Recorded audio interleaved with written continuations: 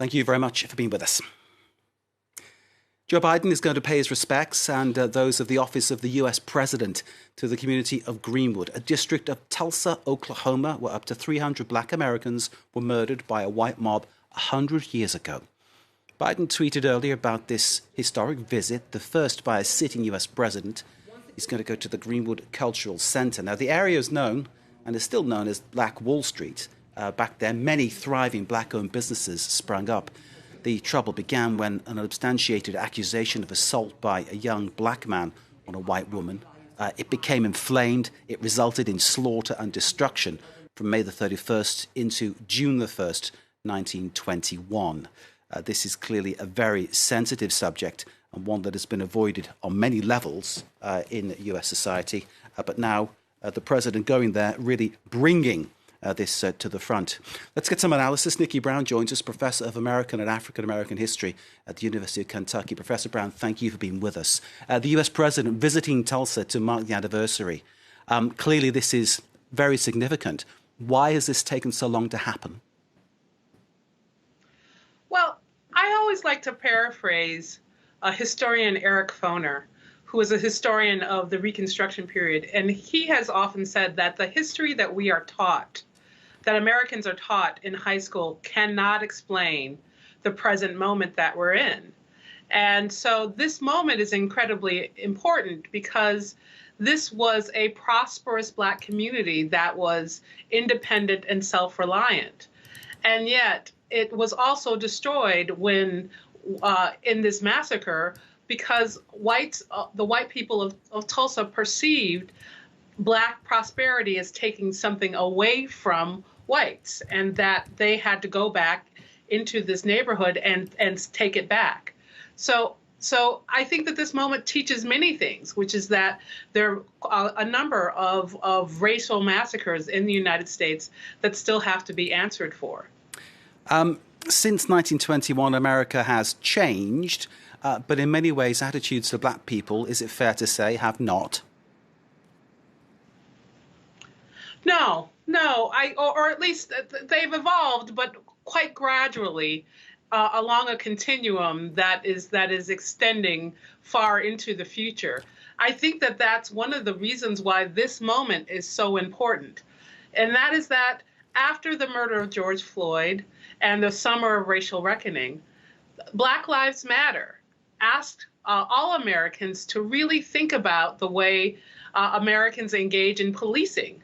And not just policing of George Floyd or policing in the year 2020, but policing in 1960 or policing in 1920. And I think that that is what the Tulsa massacre really brings to the forefront, which is that policing itself has evolved and has become increasingly more brutal. And that's something that Americans must also reckon with, along with the racial reckoning.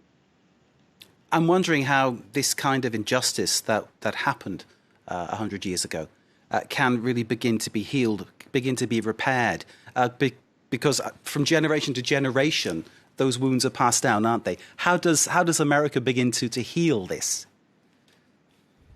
That's such a great question, and I thank you for asking it, because the race massacre at Tulsa really is, I think, one of the best examples that we have for the need for reparations. What I think is such a great metaphor, what the Tulsa Race Massacre, it's a metaphor for many things. For a long time, I, as a professor, described it as a race riot.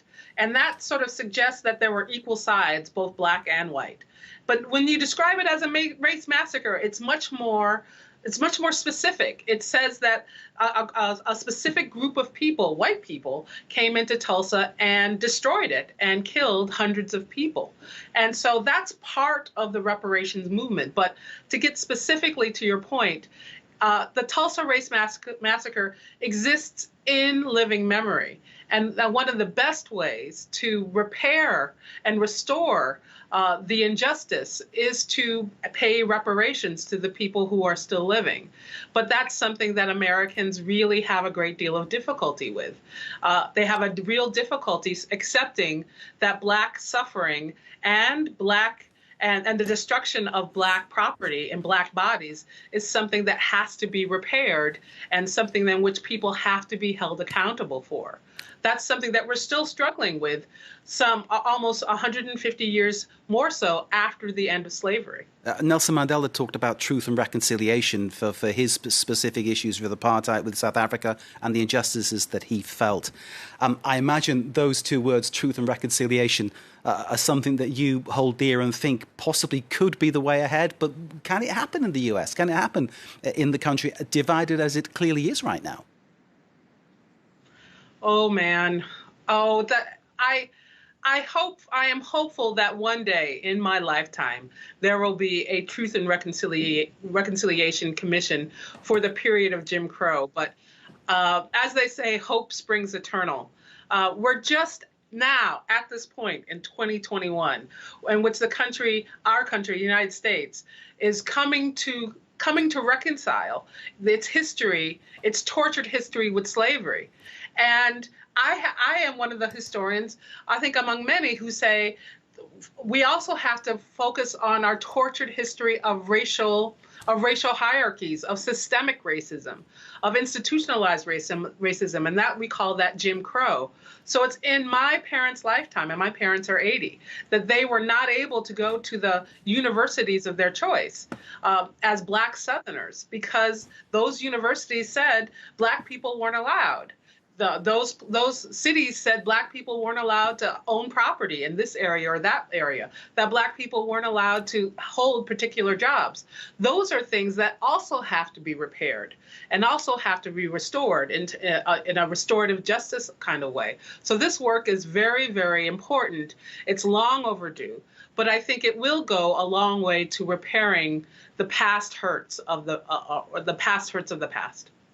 Nikki Brown, thank you very much indeed for your time, for your analysis, for your balance and equilibrium in considering what is still a very, very, very emotive subject. Professor Nikki Brown from the University of Kentucky, thanks again. Thank you very much.